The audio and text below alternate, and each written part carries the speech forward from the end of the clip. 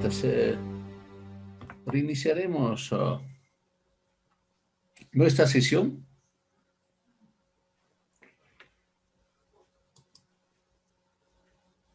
eh, analizando, continuando con los fundamentos del socialismo, explicando el capital de Marx, que hemos avanzado en sus teorías esenciales, en sus teorías principales. Como habrán visto, lo más fundamental, el argumento más fundamentado, diríamos, del marxismo para plantear el socialismo precisamente es el trabajo enajenado,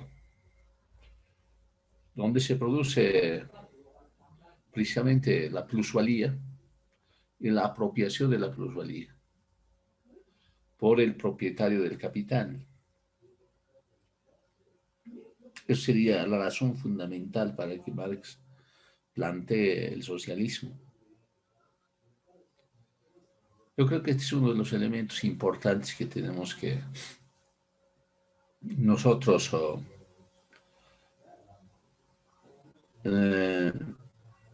¿cómo se diría? Donde nosotros debemos tener muy en cuenta.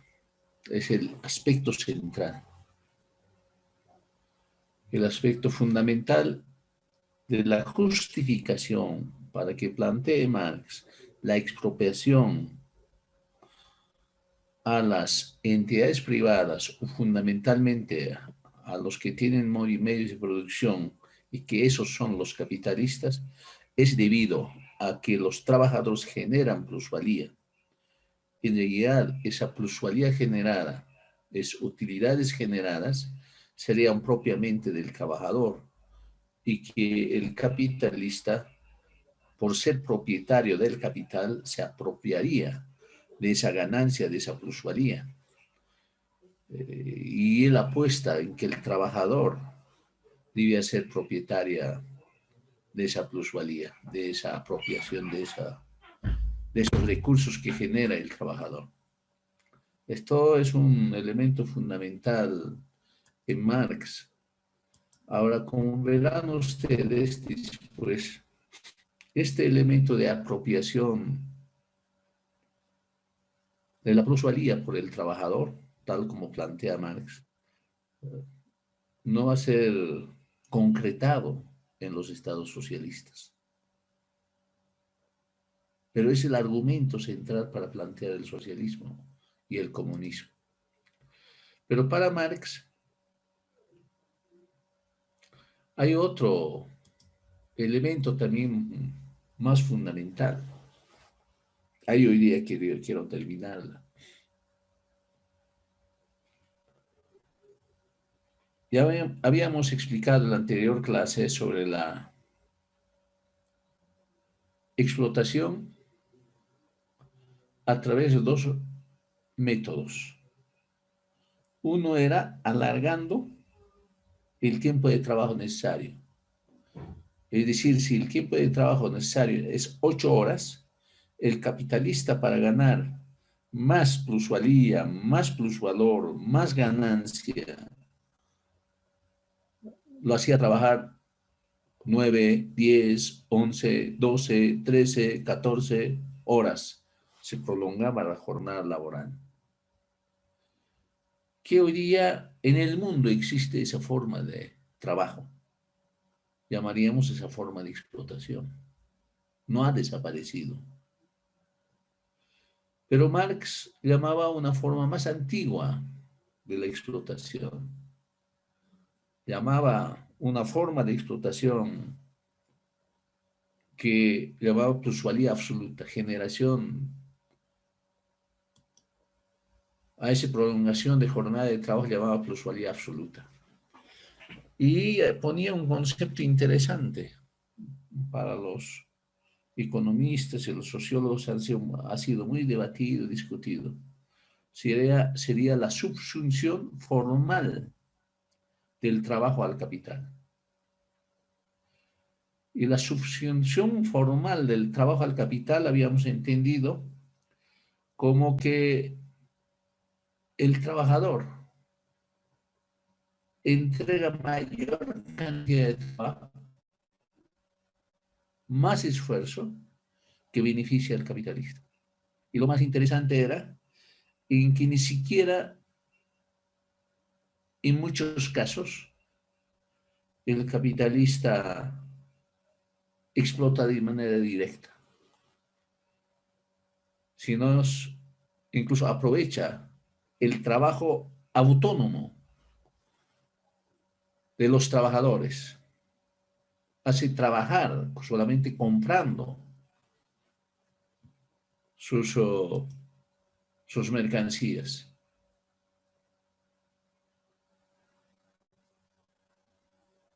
Y aparentemente el trabajador ni siquiera considera como explotación, pero trabaja para el capitalista. Hemos visto en Bolivia casos lecheros, por ejemplo. Compra leche y el campesino o productor de leche quiere producir más y más cantidad de leche para tener mayor ganancia, pero se beneficia más al capitalista. Es decir, al propietario, el que transforma, en este caso, en este Bolivia, Delicia, PIL, es más típico en el ejemplo. Pero en el mundo funcionan las maquilas. Las maquilas precisamente es el trabajo por encargo. Ese trabajo por encargo es pagada por cantidad de piezas generadas. Y eso es la explotación más eficiente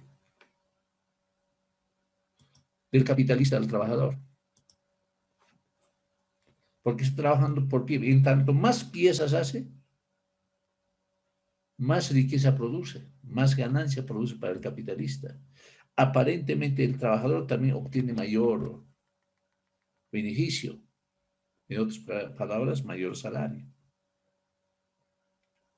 De esa manera el trabajador reduce el tiempo de trabajo necesario. Si hace en su propia fábrica, la otra forma, decía, es reduciendo el tiempo de trabajo de 8 horas en 6. Pero la parte de plusvalía, la parte que genera ganancia, sigue aumentándose, solamente la parte necesaria baja. Puede hacer bajar el salario, puede hacer bajar en tecnología y puede producir mayor cantidad de masas, productos. Aumentar una tecnología, un robot nomás puede generar miles y millones de mercancías. O inventando una tecnología. A eso hemos llamado fuerzas productivas. Aumentando las fuerzas productivas hace disminuir la jornada de trabajo, pero aumenta en la misma cantidad de horas mayor cantidad de productos. Y la ganancia en la generación de plusvalía es más para el capitalista. A eso habíamos llamado plusvalía relativa. Y Marx llamó a esa generación de plusvalía relativa como una forma específica del modo de producción capitalista. Aquí es interesante. Esa generación de plusvalía relativa, es decir, que se produce mayor cantidad de productos, mercancías, en la misma cantidad de horas, por decir 8 horas, en 8 horas se produce mayor cantidad de mercancías y la ganancia es más mayor para el capitalista. Eso, dice Marx, que ha llevado a los capitalistas a mayor incremento y mejora de las fuerzas productivas cada vez y cada vez. Esa obtención de ganancia en la misma cantidad de horas y para que tenga mayor cantidad de ganancia en la misma cantidad de horas, al capitalista ha llevado a que incremente cada vez las tecnologías, se renueve cada vez la tecnología y produzca mayor cantidad de productos. Y un minuto capaz de producir, por decir, 1000 zapatos, que antes se producía con trabajo obrero, ¿no? Probablemente en una semana.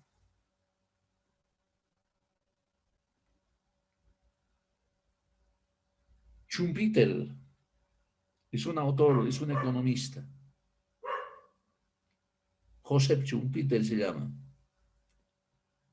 Hablando de este tema, lo dice. La capacidad del capitalista ha sido en que se genera la destrucción creativa. Se destruye una tecnología antigua, se inventa otra. El que está con antigua tecnología no es competitivo. El que inventa y se apropia y produce con nueva tecnología está en la mejor competencia. Por lo tanto, en el capitalismo se genera constantemente lo que llama el destrucción creativa. Esa es muerte a las antiguas tecnologías y nacimiento de nuevas tecnologías. Y eso vivimos constantemente, eso es lo que dice, no es algo fuera de lugar. Para ser competitivo en el mundo, en el mercado, el capitalista renueva constantemente la tecnología. Y el mundo más avanzado encarga la invención incluso de tecnologías. En algunos casos se genera en las universidades, en algunos casos, como en Estados Unidos y algunos países de Europa fundamentalmente. Pero este concepto de destrucción creativa podemos llamar es resultado del incremento de las fuerzas productivas. Ahora, las fuerzas productivas no siempre es tecnología, sino consta de tres elementos que les quede bien claro y hemos también enfatizado. Una parte de la fuerza productiva es el medio de trabajo que podemos asociarlo a la tecnología.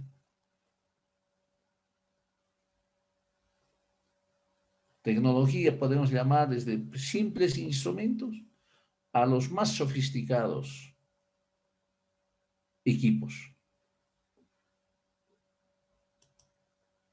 Se llama, en términos generales, medio de trabajo. Pero también se puede mejorar lo que es la materia prima. En estos tiempos, por ejemplo, para producir mayor cantidad de semillas, por ejemplo, en caso de cereales, soya, arroz, etcétera, está hablando mucho de semilla transgénica. No solamente porque es resistente, porque además tiene la capacidad de generar mayor cantidad de producto. Es materia prima, no es tecnología propiamente dicha. La han modificado, la esencia química, sustancia de las semillas naturales. También puede ser, por lo tanto, el de las fuerzas productivas o la destrucción creativa que llamaba Schumpeter puede darse también en materia prima.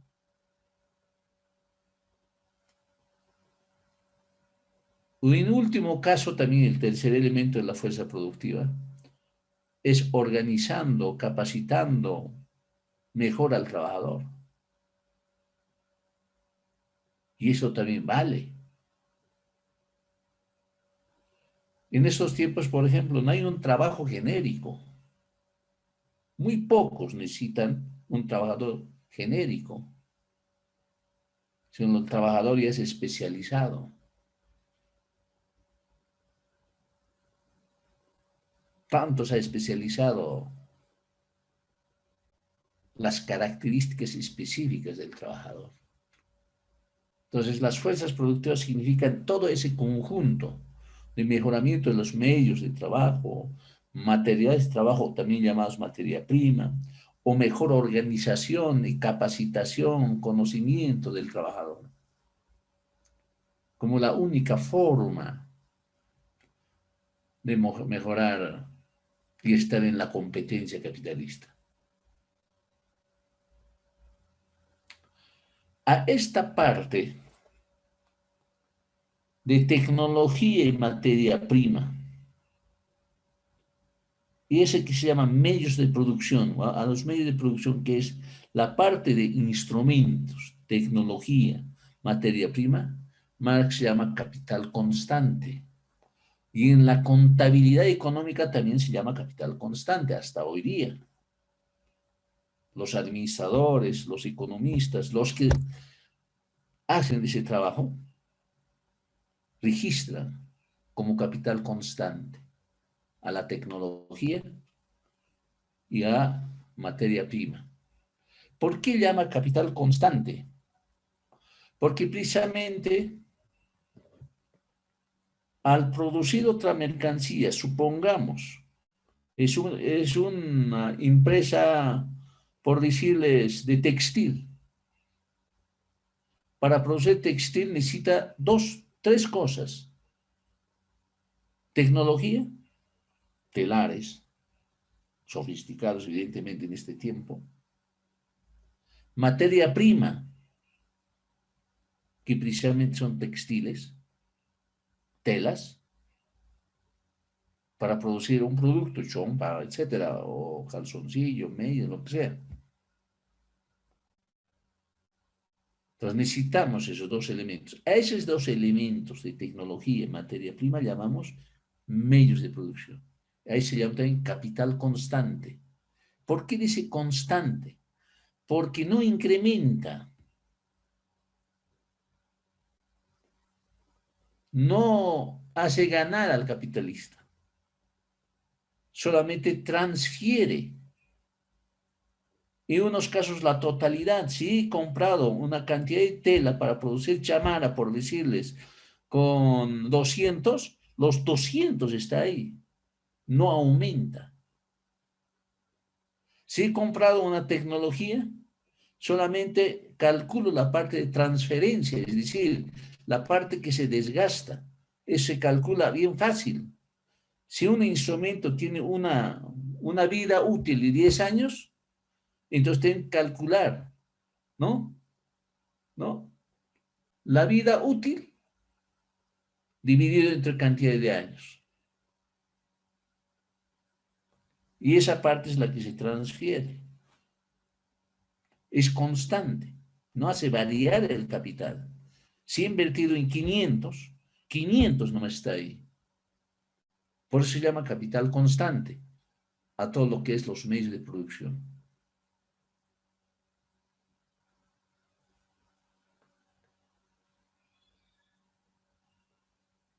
Pero hay otra componente, el capital variable. ¿Y por qué es variable? El capital variable es precisamente la fuerza del trabajo, el trabajador. Se dice variable porque hace variar el capital. Cuando trabaja, precisamente es la que hace generar ganancia. Si he invertido 500, ahora tengo, puede ser 10 de ganancia, 20 de ganancia, 50 de ganancia, 100 de ganancia, depende. Pero es el trabajador que hace variar el capital. A esa relación, capital constante dividido entre capital variable, esto llama composición orgánica del capital, Marx. Y esto es muy usado en la economía. Cuanto mayor es capital, es decir, mayor incremento de tecnología, menor uso de la fuerza de trabajo. Si incremento una tecnología con mayor capacidad de producir productos, necesito menos trabajadores.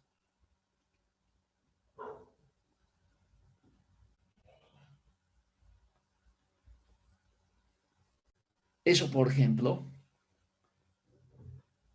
es la característica del capitalista contemporáneo. Marx ya está empezando a analizar un capitalismo donde avanza totalmente la tecnología. En otras palabras, diría Marx, avanza totalmente el capital constante. Y cada vez es menos la capacidad de uso de las fuerzas de trabajo. Si antes necesitaba 1.000 trabajadores para producir 10.000 zapatos, si incrementa una tecnología que haga cortadura, refinamiento de cuero, etcétera, una tecnología que haga eso, que antes hacía eso el trabajador, ahora ya es la tecnología, a esos trabajadores que hacía, ¿no? Esos trabajos tengo que despedirlas y tengo que usar solamente las máquinas. Por eso la tendencia en el capitalismo y del capitalista es incrementar cada vez en la tecnología. Eso significa incrementar el capital constante y cada vez menos usar la fuerza de trabajo. Eso hace precisamente llevar por la competencia, mediante el abaratamiento de las mercancías. Porque la baratura depende de la productividad del trabajo, depende de la mayor cantidad de productos que produzcas y una hora. Eso va a depender qué tecnología usas, qué medio de producción usas. Si yo uso un medio de producción antigua, con seguridad, en una hora voy a producir menos cantidad frente a aquel que usa una tecnología sofisticada. En la misma hora voy a producir mayor cantidad. Por lo tanto, en cada producto va a ser más barato que el que ha producido en una hora una tecnología arcaica. Entonces, el capitalista va a requerir invertir más y más en capital constante en los medios de producción. Pero aquí hay que aclarar una cosa, dice Marx. Jamás va a liberarse del trabajador al 100%. El trabajador seguirá generando trabajo y ganancia, plusvalía para el capitalista.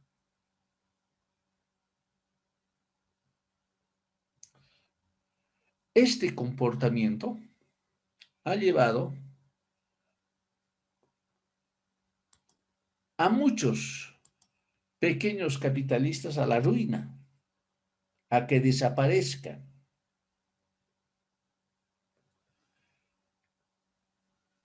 Como desaparecen ya los pequeños competidores, pequeños capitalistas, pequeños productores, y da paso a la concentración de los capitalistas mayores.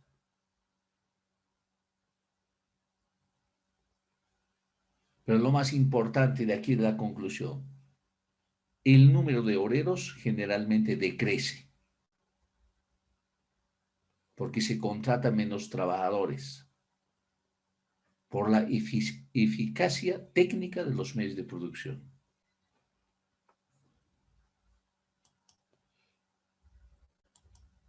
Eso es competencia pura. Mayor incremento de tecnología, mayor posibilidad de competencia y ganancia para el capitalista, pero también eso lleva a contratar cada vez menos trabajadores. Eso, así tenemos más trabajadores en la calle. Esto es el análisis de esa explotación de Marx.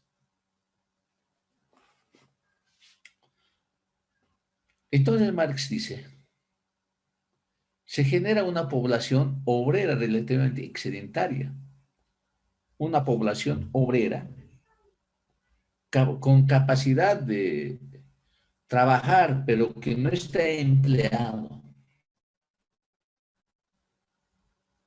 Ya es una fuerza de trabajo excesiva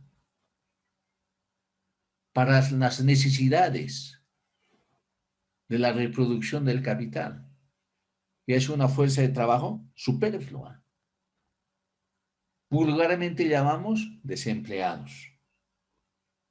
Cada vez crecen los desempleados.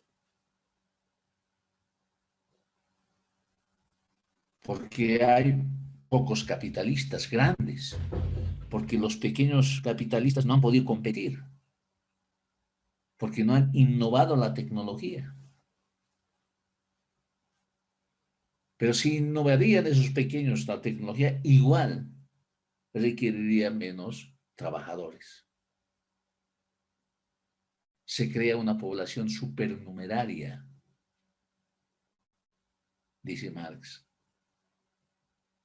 Esta es una ley del capitalismo. Es una ley, dice, porque una ley, usted sabe que una ley tiene que ser así, así es. La ley se caracteriza por lo que tiene que ser así. Es la ley de la gravedad, por ejemplo, la piedra agrega a cualquier cuerpo arrojas arriba y siempre va a caer.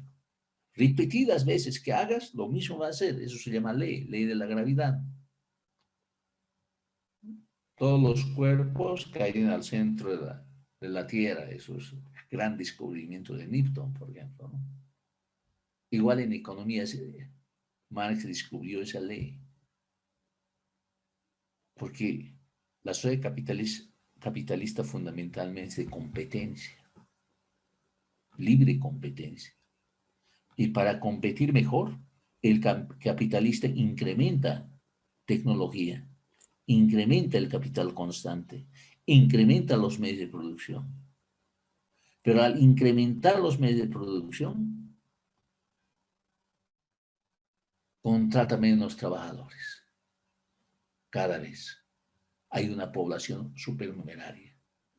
Esto es la ley del modo de producción capitalista. Y esta población supernumeraria, desempleada, desocupada, excedentaria, superflua, es, dice Marx, la palanca principal del capitalista.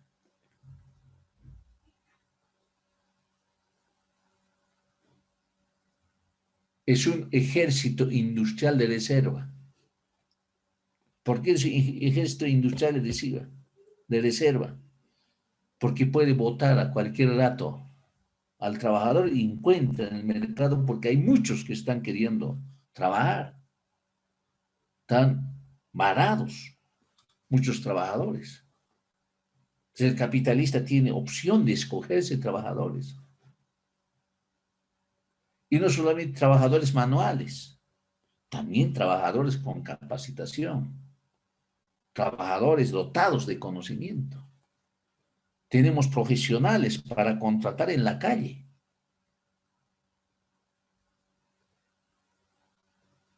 Si hago una convocatoria, se presentan con seguridad unos 20, 30.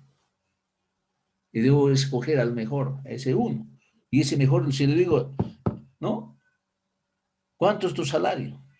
Quiero 10,000. No, tengo 4,000. Listo, estoy de acuerdo. Si no está de acuerdo, el otro está esperando a ganar, aunque sea eso.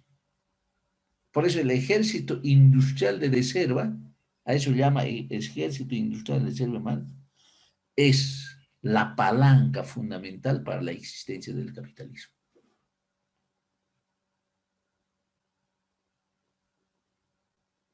Entonces Marx dice, la sobrepoblación relativa es el trasfondo sobre el que se mueve la ley de la oferta y la demanda del trabajo.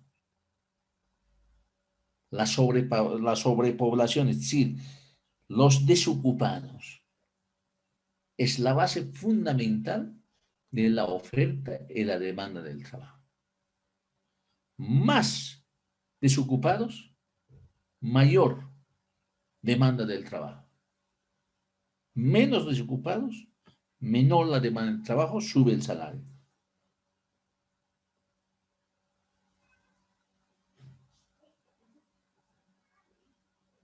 Esto permite al capitalista, dice, con mayor comodidad,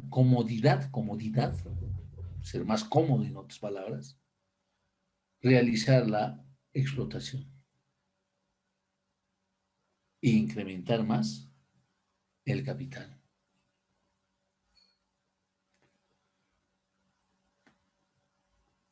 Marx identifica en esos tiempos, pero hasta hoy día es válido esos conceptos.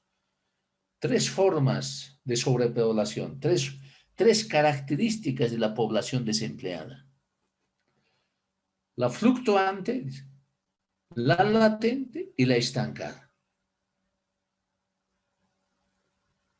Pero aparte de esta población que está apto para trabajar, hay otra población supernumeraria, los lumpen proletariados. Son aptos para el trabajo, pero no son eficientes. Son los huérfanos, hijos indigentes, los discapacitados para el trabajo. Y esa población también come, vive, necesita. Es también, pero es parte de la población supernumeraria.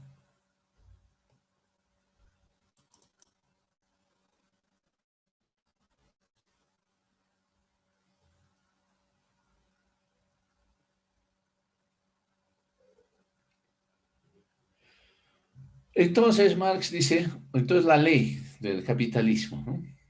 Cuanto mayores sean la riqueza social, de la que se crea más riqueza, el capital en función, el volumen y vigor de su crecimiento, por tanto, también es la magnitud absoluta de la población obrera. Depende de la población obrera. Cuanto desarrolla más la fuerza de trabajo, es decir, cuando desarrolla más la tecnología, mayor la, la población desocupada, la contradicción del capitalismo.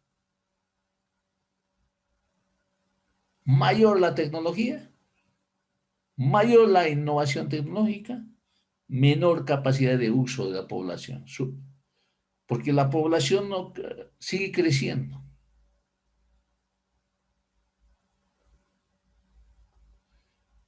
Pero esa fuerza de trabajo ya no encuentra empleo.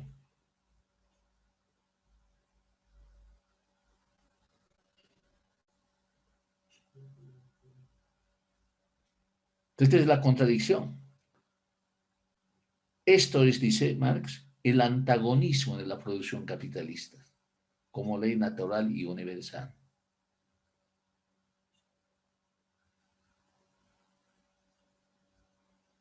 Esto sería, entonces, la necesidad. ¿Cómo se va a superar este problema? Esta contradicción. Mayor fuerza de trabajo, mayor desarrollo de tecnología, menos capacidad de uso o requerimiento del trabajador. Por lo tanto, hay mayor sobrepoblación desempleada. ¿Cómo va a salir de esto el capitalismo? Porque hay gente que necesita trabajar, comer.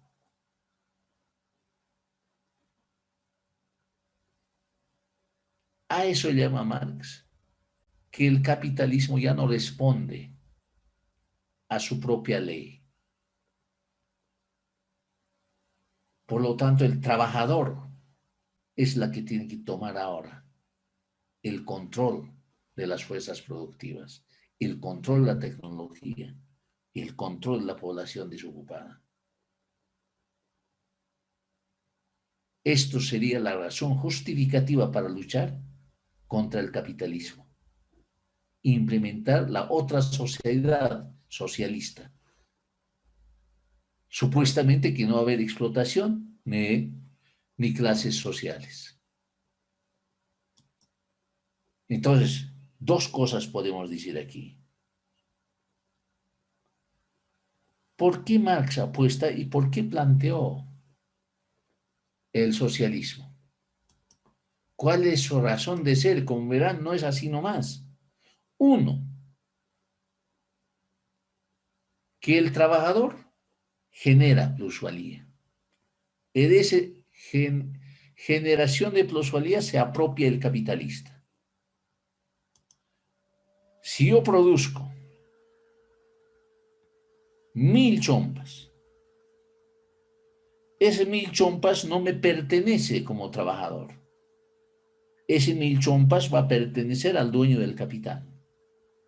Pero en esas 1000 chompas contiene tres cosas. Uno, lo que ha comprado tecnología tiene que recuperar. Lo que he comprado materia prima, tengo que recuperar. Y lo que he gastado en contratar trabajador con salario mínimo, también tengo que recuperar. Pero eso no es mi interés, sino mi interés es obtener la ganancia y la plusvalía. Y el único que puede hacer eso es el trabajador. Por lo tanto, el trabajador produce, pero produce para el capitalista. Es una justificación. Pero segunda justificación plantea el socialista. El problema es que para obtener mayor ganancia en la sociedad capitalista y en una sociedad de mercado de competencia, el capitalista tiene que incrementar el capital constante. Tiene que incrementar la tecnología, tiene que incrementar los medios de producción. Pero al incrementar los medios de producción, se genera una contradicción. Hay población desocupada, cada vez mayor cantidad. Por lo tanto, eso el capitalismo ya no puede solucionar. Solo el socialismo puede solucionar esa situación. Eso es el argumento principal de Marx y Engels para plantear la sociedad socialista. Aquí ahora empieza otro debate del socialismo. Ahora nos vayamos, ¿no? Ahora sí puedo abrir algunas preguntas para pasar al socialismo. Porque esto es el argumento que quería que escuchen, que quería que veamos a través del estudio del capital. Y como verán, he resumido lo más esencial. Como hemos visto, a ver, voy a hacer una historia como hemos hecho. Hemos visto que los valores de uso, es decir, todo lo que satisface las necesidades, se convierten en mercancías. La base fundamental del mercado es la sociedad capitalista. Y esas mercancías son vendidas ahora e intercambiadas con el dinero. Hace desaparecer todo el sistema de trueques. La mercancía se convierte en intercambiable en dinero. Después el dinero se transforma en capital. Y ese capital se transforma en explotación del trabajador para obtener ganancia. Y por último, esa explotación, esa generación de ganancia, levanta la anguria, hace desarrollar las fuerzas productivas, las tecnologías, innovaciones, etc. Genera población desocupada. Y por lo tanto el capitalismo no tenía respuesta para Marx. Por lo tanto hay necesidad de hablar otro tipo de sociedad, ya no del capitalismo. Y para Marx sería el socialismo. Y por ese planteamiento han muerto millones de personas. Han aparecido líderes hasta hoy. Hoy día uno murió, Abimael Guzmán, el senderista más grande, y murió por estas idealidades. Abimael Guzmán, a sus 85 años. El terror del mundo y terror de Perú. Hoy falleció Abimael Guzmán precisamente por estos fundamentos. Por eso no es una discusión pasada, anquilosada, nada. Sigue siendo vivo. Muchos han comprendido seguramente el capital, muchos no han podido leer. Pero este es el argumento principal para que exista el socialismo. Escucho algunas intervenciones para pasar después ya introducirnos al socialismo, ya sus primeros planteamientos. Si no, paso. Si no hay intervención, yo paso. Buenas noches, doctor. Le habla Eduardo Arce de Sucre. A ver, Eduardo. A ver, en los países capitalistas, como el primer mundo se los denomina, ¿por qué se vive mejor? O sea, el trabajador, el, el proletariado vive mucho mejor que en un sistema socialista. O sea, tienen de un trabajador lo que percibe le alcanza para vivir bien. O sea, su poder adquisitivo está bien. Entonces, ¿cuál sería, digamos, el fundamento de que en los países capitalistas del primer mundo se vive bien, la salud es mejor, la educación es mejor? ¿Cuál sería, digamos, el fundamento, doctor? Gracias. Hasta aquí llegó Marx. Pero hay una cosa interesante de Marx. Con el avance de las fuerzas productivas, se liquidó al mismo tiempo al capitalista individual. Es interesante, se liquidó al mismo tiempo con el avance de las fuerzas productivas, porque Marx murió ni siquiera entrando al siglo XIX.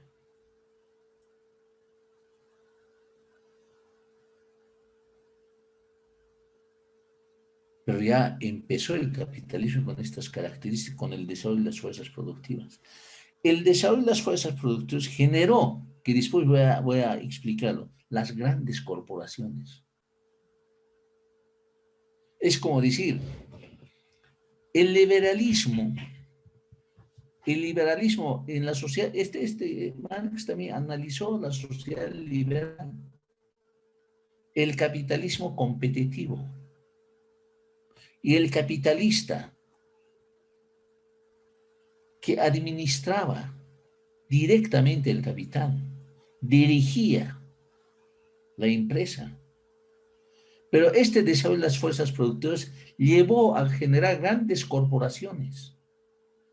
Y el capitalista ni siquiera y es parte de la administración del capital. Hasta incluso contratan profesionales expertos para la administración de la empresa. Empieza la sociedad solamente de accionistas. Ya no hay capitalista individual. El laissez-faire, es decir, el de dejar hacer, dejar pasar, ya tiene su propia contradicción. Autores como Keynes van a decir fin de laissez-faire, competencia pura y la intervención del Estado. Porque, y ahí tenía razón Marx, dice, después, como Keynes va a decir, aquí hay una socialización natural, porque de socialización natural, porque hay grandes corporaciones que ya no son administrados por el capitalista, sino por accionistas. Y el Estado ya empieza a controlar esas acciones y esas corporaciones. Por lo tanto, la empresa ya depende de mayor conocimiento, de mayor especialización del trabajo, la profesionalización del trabajo. Marx todavía hablaba de un trabajador manual. Y en la sociedad, con el desarrollo de las fuerzas productivas, con las innovaciones tecnológicas, necesita ya conocimiento especializado de cada tecnología. Aparece el profesional conocido en esas áreas y como profesional incrementa sus salarios. Y su salario, evidentemente lo que tú dices, permite con comodidad, ¿no?, trabajar. Pero además, Europa de hoy no es Europa de 1940 a 80. Ahí se conocía el bienestar social. Después empezó a disminuir nuevamente y revive el liberalismo nuevamente. Keynes inventó el gasto público. que el Estado genere, pague, digamos, a los, ¿no? Genera la demanda agregada. Para él generar demanda agregada solamente significaba que los pobres tengan dinero para que compren, que tengan capacidad de pago. Por eso a los desocupados incluso pagaban, y creo que siguen pagándose en Europa y en Estados Unidos. Pero también en estos tiempos esos beneficios han ido desapareciendo a lo que han llamado neoliberalismo en muchos lugares. Pero eso es la explicación, ¿no? La especialización del trabajador, la conversión del trabajador mínimo en técnico superior a una profesionalización, la ha hecho que su salario sea elevado. Suiza Gracias, doctor. no es la excepción Suiza. Suiza empezó a cualificar su fuerza de trabajo desde el bachiller. No ha prestado mucha atención a las universidades, sino al bachillerato. El bachillerato lo han convertido en profesión especializada y lleva muy cómodamente sus empresas. Bueno, ¿hay alguien levantó la mano? Sí, Doctor, buenas noches. David de Buenos Aires, Argentina. Quiero hacer una pregunta sobre el tema del salario. ¿El salario de un trabajador es un gasto o es una inversión en el capitalismo? Eso sería la pregunta. No, el salario del trabajador es parte del capital. El capital está compuesto por 3 elementos. No es ni inversión ni gasto, es parte del capital. Es capital mismo el salario. El capital está constituido por los medios de trabajo o los medios de producción, es decir, tecnología más materia prima, más el trabajador. Si soy cocapitalista, tengo que invertir en los 3 elementos. Si no invierto en el capital, en el trabajador, no gano nada. Yo mismo tendría que trabajar. Pero si yo mismo trabajo, ya no soy capitalista. Soy capitalista porque contrato trabajador. Invierto en el trabajador.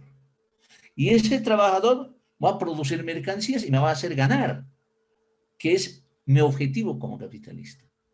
Por lo tanto, no es ni gasto, nada, es parte del capital. Así tenemos que llamarnos eso con su concepto claro, es parte del capital. En algunos casos, en algunas empresas, hay mayor cantidad de trabajadores y poca inversión en tecnología y materia prima. Para Marx sería esa baja composición del capital. Pero hay empresas que en estos tiempos así, mayor inversión en tecnología y materia prima y menor cantidad de fuerza de trabajo, mayor la composición, ¿no?, orgánica del capital. Así llamaría Marx.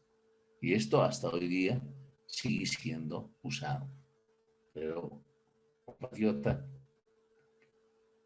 dejaremos claramente establecido que el salario es parte del capital. Porque tenemos que pagar al trabajador para que coma, para que se vista, para que tenga techo, para que haga estudiar, etc. Eso es. Gracias, doctor.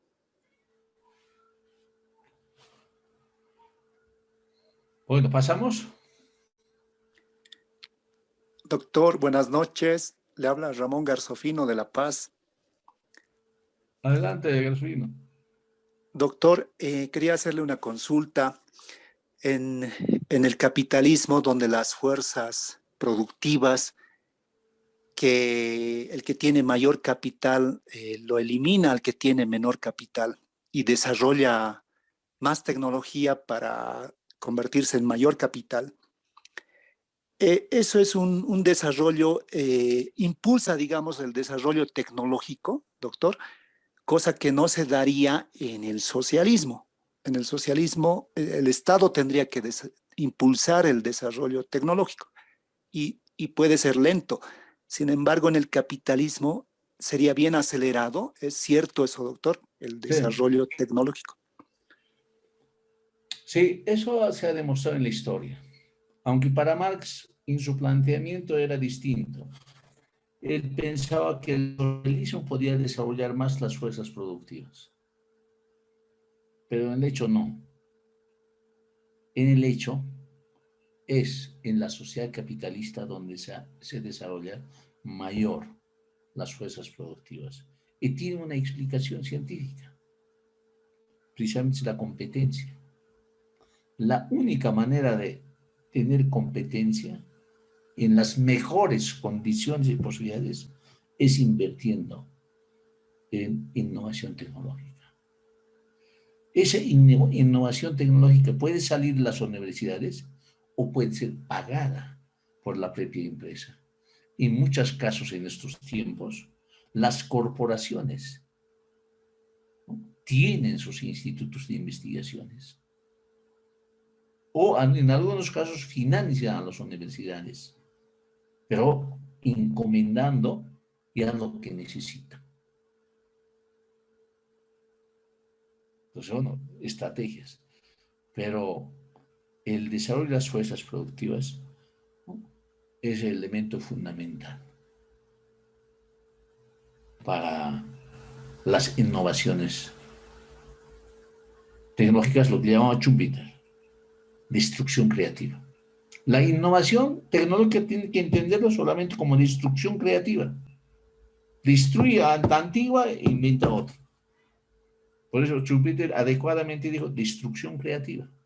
En donde hay mayor destrucción creativa, evidentemente hay mayor posibilidad de desarrollo de la sociedad, crecimiento económico en estos tiempos.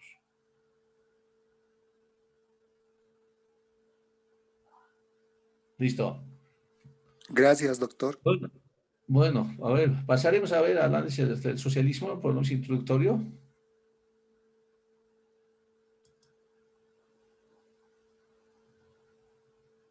A ver, vamos a ver algunos. A ver, vamos a pasar socialismo de Marx y Engels. Algunos escritos preliminares.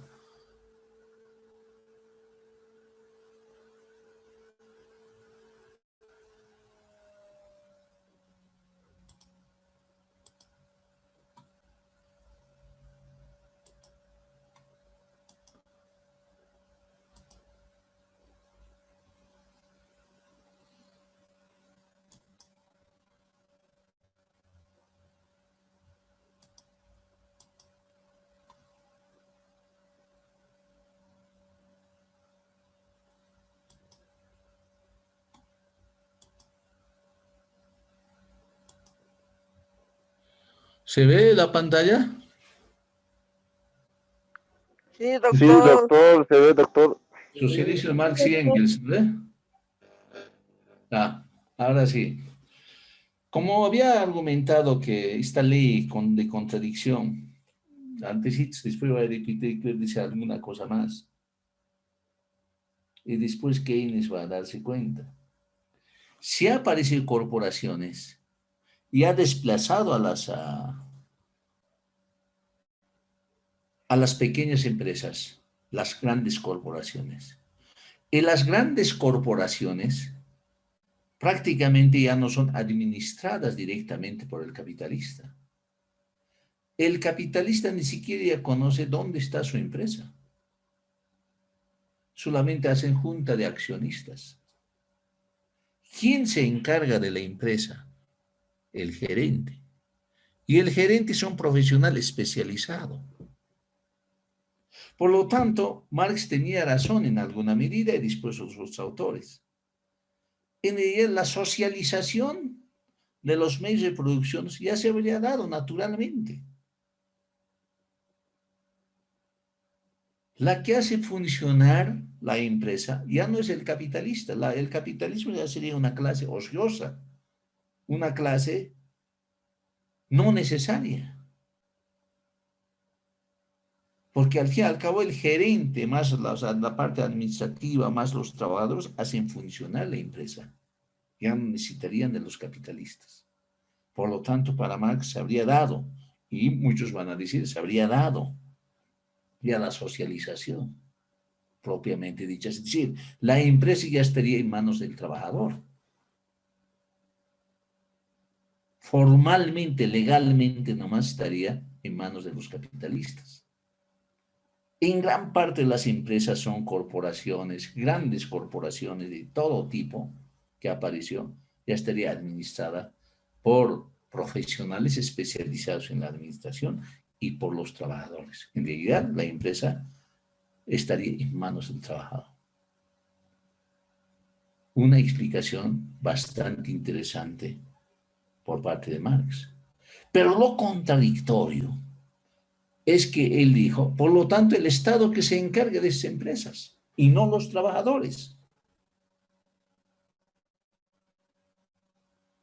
En realidad, en la práctica ha despojado a los trabajadores y al capitalista. A los dos ha despojado.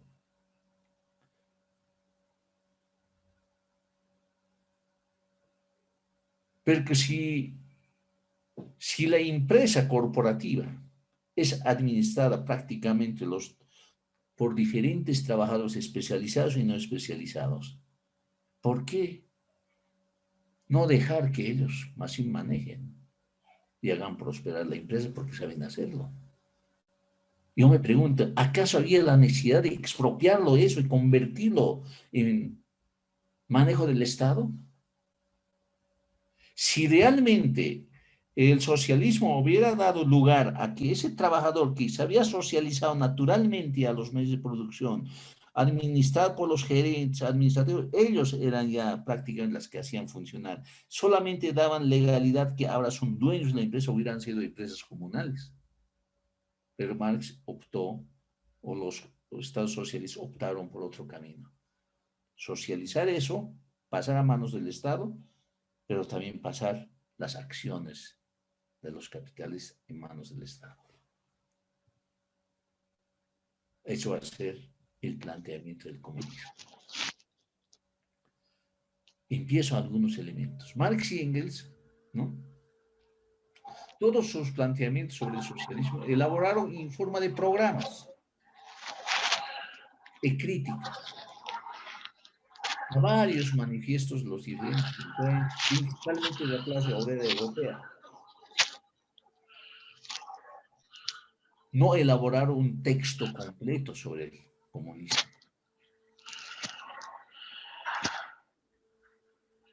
Son críticas, programas, manifiestos, etc. ¿Qué elaboró Marx así completamente como texto? El Capital, lo que acabamos de sumir, en 3 tomos. Es lo que escribió. Sobre socialismo siempre han sido manifiestos, propuestas, pero un libro.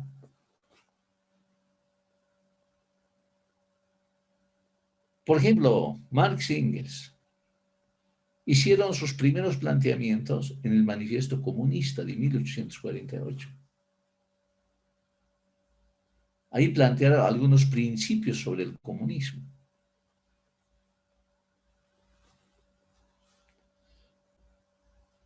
Y era el primer paso de la revolución obrera. Era para ellos, alabar al proletariado y decir que el proletariado tiene que convertirse en clase dominante. Tiene que conquistar la política. La razón, hemos dicho, ¿no es cierto?, que es explotado. Y para dejar de ser explotado tiene que convertirse en una clase dominante, el proletariado.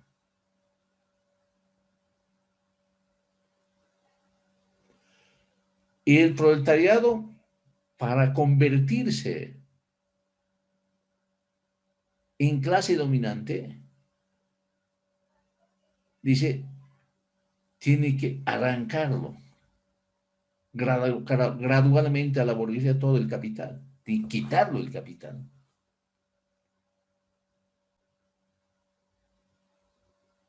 y quitando todo, tenía que poner, centralizando todos los instrumentos de producción en manos del Estado. Esto es el tema de Marx. Como le he dicho aquí, digamos, es interesante, ha descubierto Marx que había una socialización natural. El capitalista competitivo, privado, controlado por el capital, estaba desapareciendo. Es cierto, está desapareciendo. O por lo menos en una época que desapareció y ahora que empieza por problemas de desempleo, nuevamente nace en el mundo. Hay que ser bien honesto, en el mundo nace pequeñas empresas, administradas incluso en muchos casos en forma comunal, en el mundo. Por ese famoso capitalismo benefactor que primó después de la Segunda Guerra Mundial hasta 1990, ya no pudo subsistir más. Nació los neoliberalismos. Pocas empresas, corporaciones grandes, monopolísticas o oligopolísticas, que viven hoy día y que dominan el mundo. Pero a la par existen pequeñas empresas. Pero esta parte de corporación se dio Marx cuenta. Y Keynes en 1930 va a ser testigo del nacimiento de las corporaciones. Hasta Keynes admite que hay una socialización natural. ¿Qué hubiera pasado? Marx hubiera dicho, ahora estas empresas, como son administradas ya por los trabajadores profesionales y no profesionales, que administren ellos nomás. Pero Marx se fue a otra ruta. ¿Qué ruta tomó? Que esas empresas tienen que ser apropiadas por el Estado. Por eso dice, arrancando gradualmente a la burguesía todo el capital, para centralizar todos los instrumentos de producción en manos del Estado. Y esta es nuestra diferencia con el tercer sistema. Si yo y nosotros como del movimiento tercer sistema, si observábamos que había corporaciones, prácticamente para nosotros hubiera sido empresa comunal, y más bien sostenerlo y legalizarlo, esa empresa que debía ser administrar, esas grandes corporaciones, administrar directamente por los trabajadores. Y la ganancia debía ser compartida por los trabajadores y ya no ir en los accionistas. ¿Qué hubiera sido? Y solamente pagar el impuesto que corresponde al Estado. Hubiera sido quizás totalmente distinto la historia. Pero no dijeron ellos. Marx dijo que ese capital socializado, las corporaciones grandes, de grandes, pequeños, debía pasar a manos del Estado. Es decir, del proletariado organizado como clase dominante. Solamente el proletariado puede ser clase dominante en tanto tome en tanto tome el aparato del Estado. Y la misión es interesante, y la misión de esa clase obrera ahora manejando el Estado era aumentar con mayor rapidez posible con las fuerzas productivas, lo que antes preguntó Galsofino. La misión de la clase obrera, una vez que tome el Estado, que se llama socialismo, era aumentar con mayor rapidez inclusive las fuerzas productivas, es decir, las innovaciones tecnológicas. Esa era su visión, su deseo de Marx y Engels. Pero en la realidad de los países no se dio esto. Lo único que hicieron de esfuerzo es en la Unión Soviética, pero a costa de todo. Y el resto, la pobreza naciendo los mató.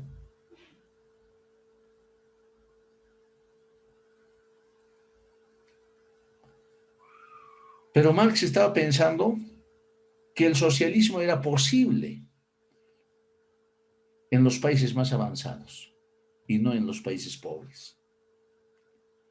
Por eso dice, en los países más avanzados podrán ser puestas en práctica casi todas las partes las siguientes medidas que era socialismo.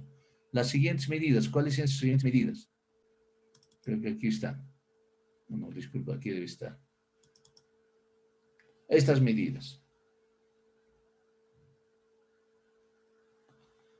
Primera medida de socialismo una vez que tome la clase obrera.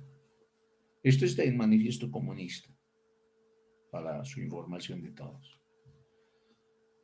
Expropiación de la propiedad territorial y empleo de la renta de la tierra para los gastos del Estado. La tierra tiene que ser expropiado a manos del Estado. Por eso en la Unión Soviética, bajo este lema, empezaron a quitar las pequeñas parcelas, convertir en terrenos estatales, o terrenos manejados por las cooperativas. Grandes. Socialización llamaban eso los medios de producción. A la fuerza han hecho en la Unión Soviética, que era antes de Rusia. Con este primer principio de expropiación de la propiedad territorial y el empleo y la renta de la tierra para los gastos del Estado. Rusia desarrolló, gracias a la agricultura, lo que son hoy. Millones de campesinos que tenían tierra murieron. Fueron confinados a Siberia hasta que llegó la reforma con Gorbachov. Esta es la primera medida del socialismo. Segunda medida, fuerte impuesto progresivo.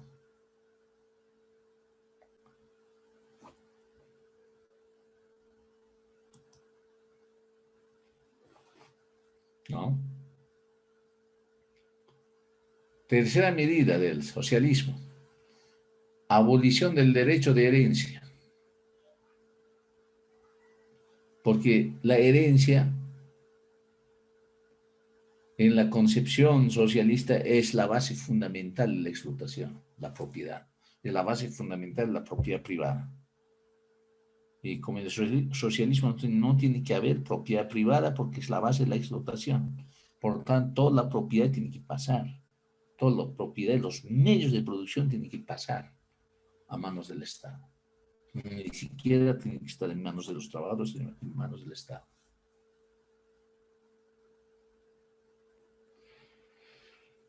Cuarta medida, confiscación de la propiedad de todos los emigrados y sediciosos. Si alguien no está de acuerdo con esta sociedad socialista, tiene que confiscarse toda su propiedad, desde sus casas, ¿no?, de sus autos, y todos los que quieren escaparse de paso, ellos más. Duro, ¿no? La otra medida, centralización del crédito en manos del Estado, por medio de un banco nacional con capital del Estado y monopolio exclusivo. O sea que es la desaparición de los bancos privados. Tiene que haber un solo banco. Y ese banco tiene que estar manejado por el Estado. ¿Por qué? Porque precisamente el préstamo da lugar a la creación de capitalistas. Por lo tanto, el Estado tiene que controlar el dinero, la banca, los créditos, todo. La sexta medida del socialismo tiene que haber centralización en manos del Estado todos los medios de transporte. Todos.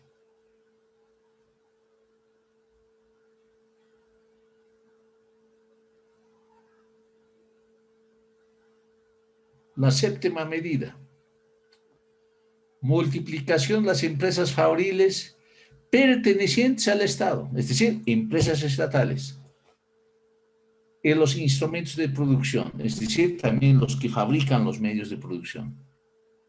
Roturación de los terrenos no cultivados y mejoramiento de tierras según un plan general. En realidad es pasar toda la economía al Estado. Porque dice multiplicación de las empresas fabriles pertenecientes al Estado. Los instrumentos de producción, es decir, las encargadas de innovación tecnológica tienen que ser el Estado. Es decir, las empresas que se dedican a generar tecnología tienen que estar manejadas por el Estado. La tierra tiene que estar manejada por el Estado. Eso es la visión, eso es socialismo, dicen Marx y Engels.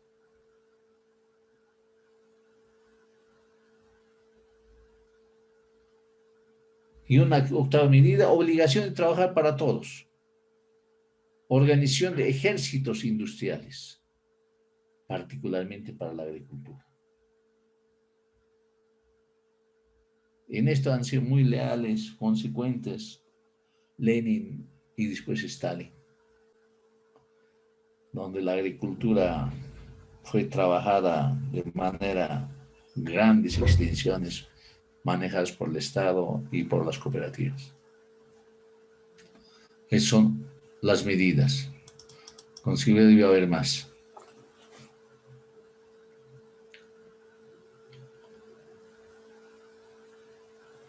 La novena medida. Combinación de la agricultura y la industria. Medidas encaminadas a hacer desaparecer gradualmente la diferencia entre ciudad y del campo. Si hay un desarrollo industrial, también debía haber un desarrollo industrial, para que no haya esa diferencia entre campo y ciudad.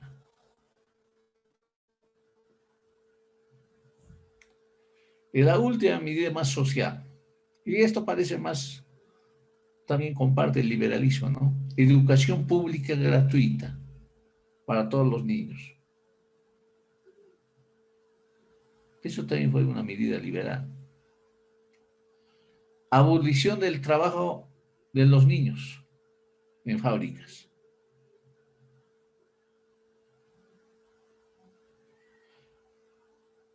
Implementar un régimen de educación combinado con la producción material, etcétera, etcétera, dice aquí, habrá querido decir, ¿no?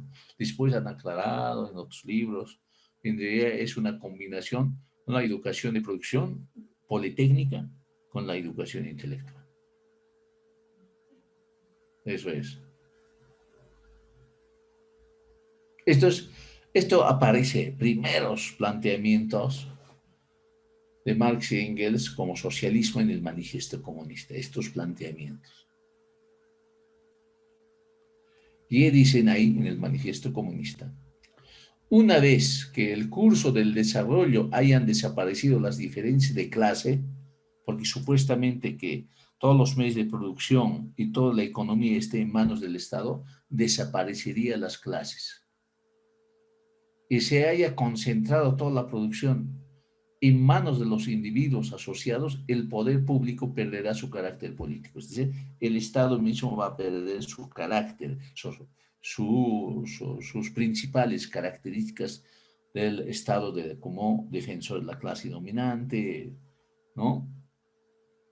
Va a desaparecer por sí, dice.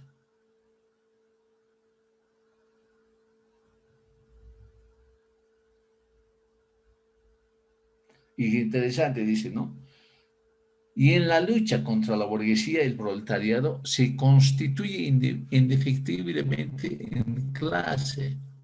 Si mediante la revolución se convierte en clase dominante, en principio. En cuanto clase dominante suprime por la fuerza las viejas relaciones de producción, es decir, las viejas relaciones capitalistas entre burguesía y proletariado.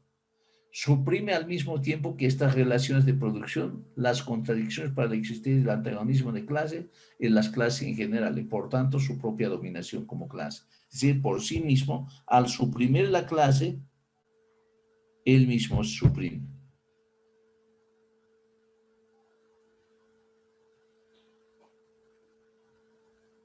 Y ahí empieza a decir el manifiesto. Como ya no hay clases sociales, porque el Estado ya es dominante y ha hecho desaparecer, recién, aquí en el manifiesto dice, ¿no? Surgirá una asociación libre, desenvolvimiento de cada uno de los trabajadores y será la condición del libre desenvolvimiento de todos. En algunos lugares va a decir asociación libre de trabajadores.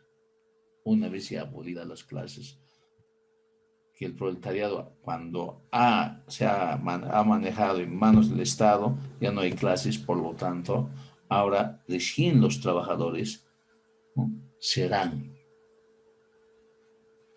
¿no?, una asociación libre.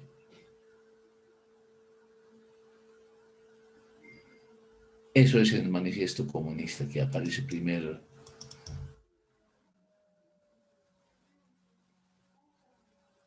Primer elemento.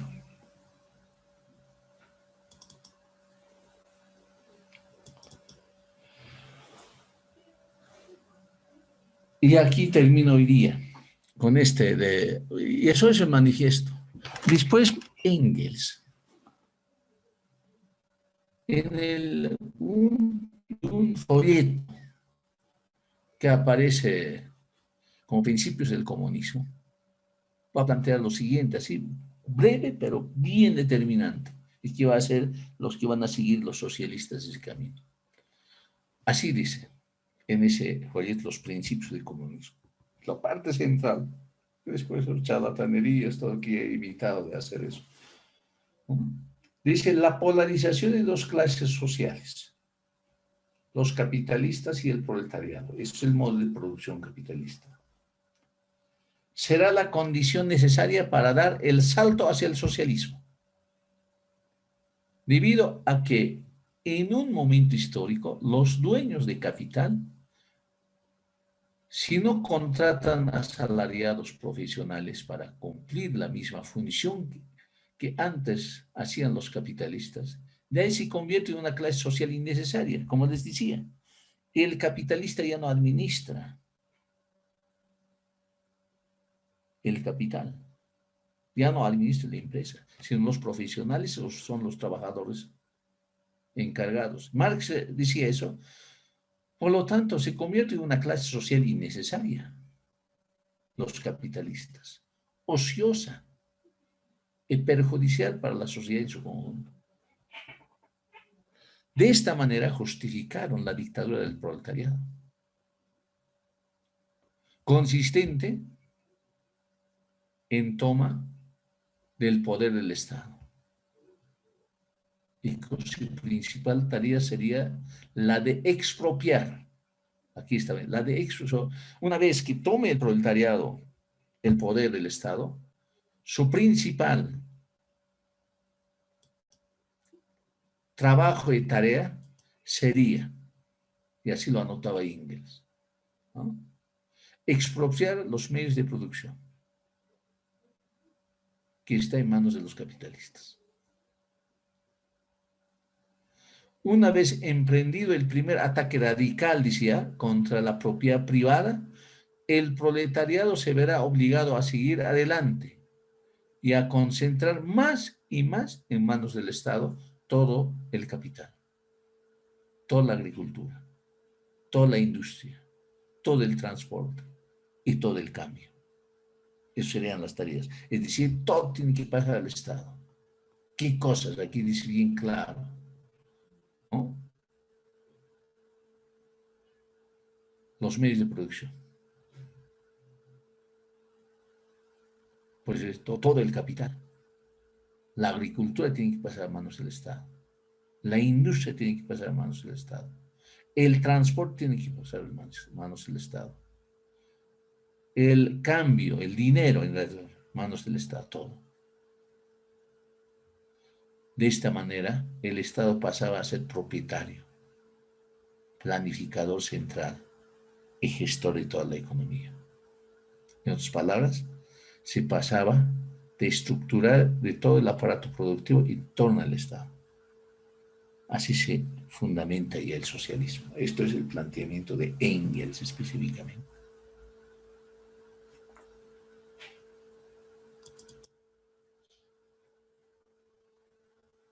Y quisiera terminar, después quiero explicar algo de lo que escribió Engels en un texto largo, del socialismo utópico al socialismo científico. postulados de cómo comprendía el socialismo, como les dirá, esta es la base fundamental del manifiesto comunista, y esto todo apropiación del capital, todo, en realidad todos los medios de producción en manos del Estado. Así lo entendió y lo planificaron y lo plantearon el socialismo Marx y Engels. Esto va a ser la base fundamental, ¿no? Ahí en este principio del comunismo quiero quedarme hoy día para pasar al socialismo científico, del socialismo utópico al socialismo científico en su explicación de Engels la próxima clase. Eso es, por hoy día. Ahora tienen la palabra, si es que desean opinar, debatir, preguntar.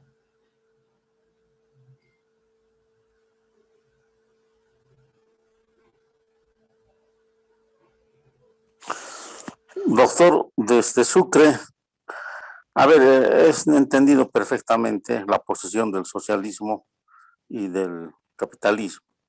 ¿Dónde he entendido la falla del capitalismo? ¿Y dónde está la falla del socialismo? ¿Por qué no ha sido una ideología que ha provocado en el mundo bienestar en la sociedad? ¿Dónde se ha equivocado? Hasta aquí, les podemos argumentar mejor. Hasta aquí, pero ¿qué quiere que bien claro? ¿Cuál es el problema del capitalismo? Aquí podemos estar de acuerdo con marxismo y con otros analistas. El capitalista no es necesario. El trabajador puede administrar la economía, puede hacer funcionar una empresa. Y no solamente puede hacer, lo hace funcionar. Engels tenía razón cuando dice, como ya no administra el capitalismo, ya no dirige la empresa, sino que esto ha delegado a los profesionales asalariados, por lo tanto esa clase ya se vuelve innecesaria, ociosa y perjudicial. Ahí tiene razón, porque la clase trabajadora está haciendo funcionar.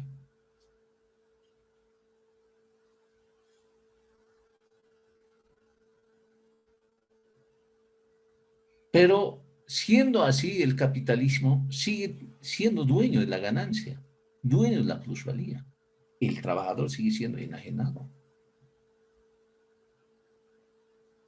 ¿Es necesario? La gran pregunta, ¿es necesario que el capitalismo, si el mismo trabajador está haciendo funcionar la empresa, ¿es necesaria la existencia del capitalismo? ¿No sería mejor que esos trabajadores en distintos niveles de formación que hacen función la empresa, dejarlo, que ellos más bien sigan haciendo lo mismo, solo que la ganancia ahora pueden destinarla de la mejor manera, ya no ir en manos del capitalismo? Esto es un primer fallo. Nosotros diríamos, desde la visión del sistema comunal, ese empresa que hace funcionar los profesionales administradores, más los trabajos técnicos, etcétera, que están componiendo, que funcionan, ellos debían ser dueños de la ganancia y pagar impuestos al Estado y invertir para reproducir mejor, ampliar mejor el capital. Así no tenemos sociedad explotada. Error del socialismo. En vez de dejar a los trabajadores para que no sean explotados, porque ellos están en contra de la explotación, solamente pasaron en manos del Estado todo. Pero la condición de ese trabajador empresario y ahora ya es dominado por el Estado. Es el dueño y es el Estado, no es el trabajador. Estos argumentos de marxismo nos dan suficiente razón para plantear el sistema comunal a nosotros. De ahí había la necesidad de explicar el liberalismo y el socialismo para tener mayor el fundamento. Y nosotros precisamente estamos en contra. No, aquí viene esta frase, la polarización de las dos clases sociales en el capitalismo, los capitalistas y el proletariado. Será la condición necesaria para dar salto hacia el socialismo. Pero nosotros diríamos, salto necesario para el comunalismo, debido a que en un momento histórico los dueños de capital, esto es de clave, los dueños de capital contratan, si no contratan, asalariados profesionales para cumplir con la misma función que antes hacían los capitalistas, es decir, los gerentes. De ahí que se convierte en una clase innecesaria, ociosa. No necesitan, las grandes corporaciones no necesitan del capitalista, porque hacen funcionar los trabajadores. ¿Y por qué no dejar que los trabajadores sean ahora dueños de esa empresa, de esas corporaciones? Y que las ganancias que se generen en esa corporación, uno va a la empresa y otro va para la sobrevivencia de los trabajadores, para la mantención de los trabajadores, y otro va para la ampliación de las empresas. El socialismo, esa posibilidad lo convirtió en manos del Estado. Y para llegar a la misma situación de paso, cuando dicen, va a haber en el comunismo la sociedad, asociación libre de trabajadores. Había necesidad de hacer un traspaso al Estado. ¿Y por qué no dejarlo más bien que los trabajadores sean dueños de la empresa? Ahí está el problema. Desde nuestro punto de vista, no había necesidad del Estado. O sea, no había necesidad del Estado que se apropie de esas empresas. Era dejar que esas empresas sean manejadas, administradas y sean dueñas los trabajadores, como le están haciendo. No había necesidad que el Estado pase a ser planificador central, gestor de toda la economía. Eso es nuestra diferencia. Ahí está el fallo que vamos a ir viendo después paso a paso. Gracias, doctor. Bueno, entonces aquí terminaremos. Entonces nos veremos el día sábado para explicar, para argumentar mejor estos planteamientos. ¿Listo? Bueno, muchas gracias, compatriotas.